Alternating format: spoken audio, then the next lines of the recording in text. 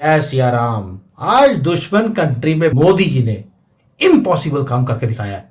Make in India, मैं बार बार बोल रहा था, मेरी आंखें तरस रही हैं। आज़रबाईजान ने दिलचस्पी का इजहार किया है कि वो JF-17 ब्लॉक 3 जो फाइटर जेट है वो पाकिस्तान से खरीदना चाहता है और इस डील को हतमी शक्ल दी जाती है। और इब्तदाई सतह के ऊपर जो नंबर सामने आता है कि JF-17 ब्लॉक 3 के जो तैयारे हैं ये कितनी तादाद के अंदर आज़रबाईजान खरीदेगा। पहले इसके अंदर 40 का नंबर आता है, फिर इसके अंदर बढ़कर 60 का नंबर आ जाता है। कुछ 5 से 6 या 6 से 7 का जो नंबर है इसके अंदर बताया जा रहा है कि पाकिस्तान की तरफ से आज़रबाईजान को पहुंचा दिया गया है। ये समझता हूं कि अभी पाकिस्तान के पास कोई चॉइस नहीं है। इस वक्त अफगान तालिबान जो हैं वो इस वक्त इंडिया के हाथों में खेल रहे हैं।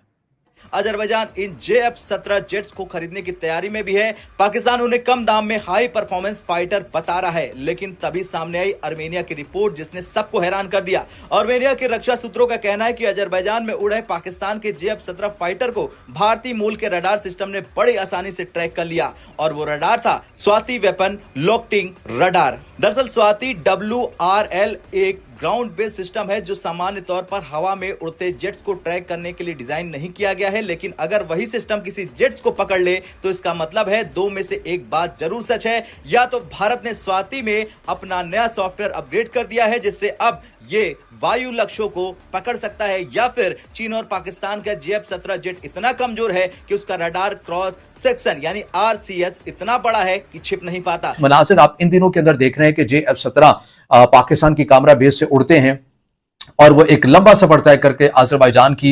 आज़रबाईजान के अंदर चले जाते हैं। ये वो पहली खेप है जो पाकिस्तान ने पहुंचाई है? नहीं, ऐसा नहीं है, बल्कि ये एक मश्क है, गालिबन अल्फा मश्क है, जिसके तहत पाकिस्तान ने अपने जो JF-17 ब्लॉक के जो ब्लॉक 3 के जो फाइटर जेट हैं ये आज़रबाईजान में पहुंचाए हैं। एक फजाई मश्क होनी है, एक एयर शो होना है जहां पर पाकिस्तान के ये जो फाइटर जेट हैं ये अपने जौहर आपको दिखाएंगे। तो ये उस तनाजुर में नहीं है कि ये अभी खेप पाकिस्तान ने पहुंचाई है, बल्कि बात है दैट मीन्स कि जब आप हंस रहे थे उस वक्त हमारी गवर्नमेंट कुछ नीचे नीचे काम भी कर रही थी। हम कैपेसिटीज को बिल्ड कर रहे थे, रियल मैन्युफैक्चरिंग मसल जो होती है उसके ऊपर काम किया है।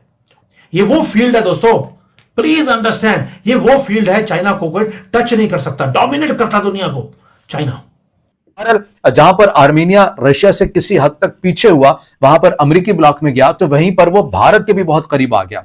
भारत से बड़े बड़े दिफाई मुआहदे आर्मेनिया के बहुत तेजी के साथ होते हैं। इसके अंदर जो डिटेल्स हमारे पास आती है, आकाश जो दिफाई निजाम है वो आर्मेनिया जो है वो भारत से लेता है। इसके साथ साथ स्वाति रडार सिस्टम की बात करें 2022 में, पिनाका रॉकेट सिस्टम की बात करें, ये एक बड़ी डील समझी जाती है।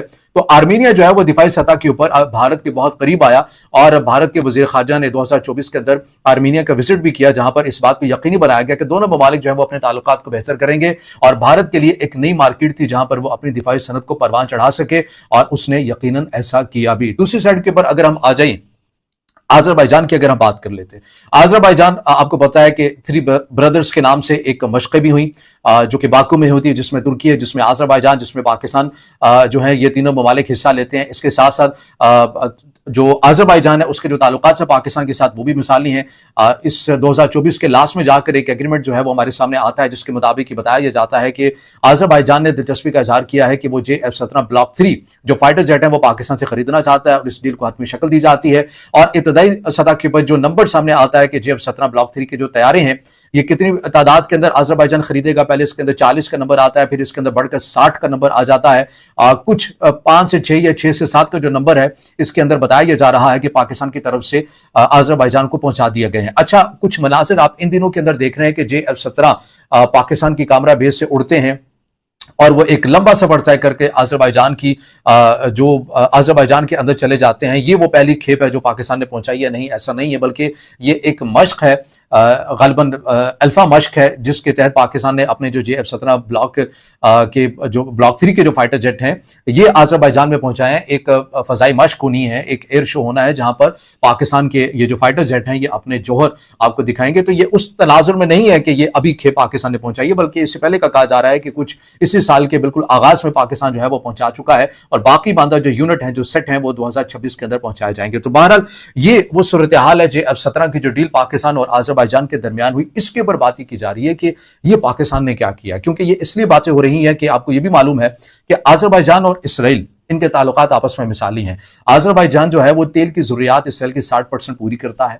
इसके साथ साथ इसराइल के बहुत सारे जो सिफारतकार हैं वो खुल्लम खुल्ला ऐसे बयानात ऑन द रिकॉर्ड मौजूद हैं जहां पर उन्होंने आज़रबाईजान को अपना तस्वीराती पार्टनर कहा है। ना सिर्फ जुबानी कलामी कहा है बल्कि इससे मुतल्लिक बताया यह जाता है कि ऐसी जासूसी सेटेलाइट्स जो कि आज़रबाईजान के काम आ सकती हैं कि वो अपने दुश्मन के ऊपर नजर रख सके, उनकी जासूसी कर सके, वो इसराइल ने एक एग्रीमेंट के तहत दी। अपने जदीद तरीन जो ड्रोन्स हैं वो उसने आज़रबाईजान को प्रोवाइड किए। अपने जदीद तरीन जो बैलिस्टिक मिसाइल हैं, ये जो मिसाइल हैं वो आज़रबाईजान को दिए। और यही वो वजह है कि दोनों के जो ताल्लुकात हैं, ये कहा जाता है कि ये मिसाली ताल्लुकात हैं। और ये चूंकि ईरान के सरहद के पास है, इसीलिए ईरान हमेशा परेशान रहता है। आज़रबाईजान और इसराइल के ताल्लुकात को लेकर मुश्तरका तौर के ऊपर फौजी मशक़ें भी होती हैं, और जब ऐसी माहौल बनता है तो ईरान जो है वो अपनी सरहद के पास अपनी जो फौज है उसको भी अलर्ट कर देता है। हर कीमत पे पाकिस्तान जो है वो 2.5 फ्रंट वॉर लड़े, ये अब याद रखिएगा। पहले इंडिया कहता था ना जी मैं 2 फ्रंट वॉर लड़ूंगा, 2.5 जी मैं पाकिस्तान से भी लड़ना है, चाइना से भी लड़ना है और दहशतगर्दी से भी लड़ना है। असल बेसिकली पाकिस्तान जो है वो इंडिया से भी लड़ेगा, तालिबान से भी लड़ेगा और दहशतगर्दी से भी लड़ेगा। ये अपनी उसको पॉइंट को ज़हन में रख लें। चाइना दिखा रहा था भारत को आंखें, भारत ने बोला ठीक है भाई तुम्हारी मर्जी, तुम्हें आंखें दिखानी है, जो दिखाना है दिखाओ। कल तक यही चाइना आंख दिखा रहा था भारत को, लेकिन जैसा मैंने बोला ना जियोपॉलिटिक्स में दोस्तों, ना दोस्त परमानेंट होते ना दुश्मन परमानेंट होते। कोई भी ये चाइना ये सबक सीख चुका है, और चाइना को understanding, because they are very smart Chinese people, इस मामले में बड़ा चालाक हैं वो। देखिए वो कह रहा है कि ऐसा नहीं हो सकता, राइट, कि आपके यूरोप से भी झगड़ा है यूक्रेन को लेके, आपका अमेरिका से भी झगड़ा है टैरिफ को लेके, आपका Japan, Indonesia, Malaysia, Thailand, Philippines, Japan सबसे झगड़ा है टेरिटरी को लेके, आपका भारत से झगड़ा है लाइन ऑफ एक्चुअल कंट्रोल को लेके, आपका मंगोलिया से झगड़ा है जमीन को। ओ भाई कोई तो ऐसा होगा दुनिया में जिसके साथ आपका झगड़ा नहीं होगा। भारत के अंदर कोई हादसा होता है, भारत के अंदर अगर किसी किस्म की गड़बड़ होती है तो उसके जवाब में वो पाकिस्तान पे अटैक करेंगे, ऐसा बार बार कहा जा रहा है। लेकिन हम दुआ यही करते हैं कि ऐसा कुछ ना हो और हर तरफ अमन रहे और हर तरफ खैरियत रहे। लेकिन पाकिस्तान के टर्म्स जिस तरीके से अपने साथ जितने भी पड़ोसी हैं उनके साथ बिगड़ते चले जा रहे हैं, उसको देखकर यकीनन हालात किस तरफ जाएंगे ये कोई कह नहीं सकता, खास तौर पे अफगानिस्तान के। वैसे तो हमें बार बार यही बताया जाता है कि अफगानिस्तान एक छोटी सी कंट्री है, अफगानिस्तान इतना पावरफुल नहीं है, अफगानिस्तान के पास एयरफोर्स नहीं है, अफगानिस्तान के पास जी लड़ने के लिए जो है फौज नहीं है, पता नहीं क्या क्या बताया जाता है। लेकिन उसी के साथ साथ सबसे ज्यादा हालत खराब भी हमारी अफगानिस्तान को ही लेकर है, इसलिए कि जिस तरह से अफगानिस्तान की तरफ से स्टेटमेंट्स आती हैं, जिस तरह से अफगानिस्तान से टीटीपी के अटैक्स को हम रोक नहीं पाए। और कहाँ गए वो मोहसिन नकवी साहब जो कहते थे कि ये तो एक एसएचओ की मार है।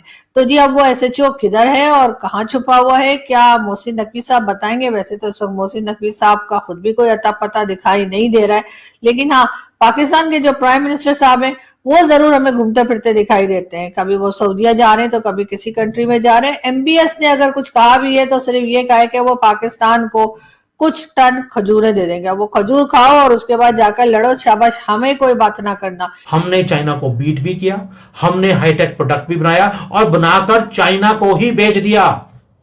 ये आप मैसेज दे रहे हैं दुनिया को कि आज हम कंपीट कर पा रहे हैं चाइना के साथ, वो भी कहां पर, छोटी मोटी इंडस्ट्री में नहीं, जो चाइना का स्ट्रॉन्गेस्ट सेक्टर है उसके अंदर उसको बीट कर रहे हैं। मसाला हो, प्लास्टिक के प्रोडक्ट हो या सोलर पैनल हो, कंज्यूमर गुड्स हो, क्लीन एनर्जी हो, कोई भी हो, वैल्यू चेन के अंदर हम आहिस्ता आहिस्ता क्लाइम करते जा रहे हैं very fast, and the world is going to notice. हमारा इंडियन मीडिया नोटिस नहीं करेगा, आप तो नोटिस कर रहे हैं। इसीलिए सुमित जैन चाइना में यानी कि दुश्मन कंट्री में बैठकर आपको ये सारी चीजें बता रहा है। और ये न्यूज मुझे चाइनीज ये जो मार्केट है ये वहां से पता लगी है। और ये जो जब आपका बिगेस्ट कंपैरेटर बिजनेस के अंदर, आपका कंपैरेटर आपका सामान खरीदने लग जाए, आप समझ लीजिए ये बिजनेस नहीं है, ये डोमिनेंस है। और भारत ने डोमिनेंस दिखानी शुरू कर दी है। यही है इम्पॉसिबल काम मोदी का, मेक इन इंडिया का विजन। पाकिस्तान ये समझ रहा है कि अफगान तालिबान इस वक्त they are very very close, वो बहुत करीब हो चुके हुए हैं और हमें हमारे पास कोई चॉइस नहीं है कि अफगान तालिबान को कैसे रोकें। हम अफगान तालिबान को कैसे रोकें? जो काबुल के वो इतने, काबुल और दिल्ली का जो कनेक्शन है वो इतना तेज़ हो गया है, काबुल दिल्ली का जो कनेक्शन है वो इतना तेज़ हो गया है कि आपकी सोच है। काबुल दिल्ली का कनेक्शन जो है वो बहुत तेज़ हो चुका हुआ है, और हम जो है वो इस चीज़ पे वो हैं, वो उसको देख रहे हैं कि कैसे जो है वो अफगान तालिबान को कन्विंस करें कि यार ये आप छोड़ दें।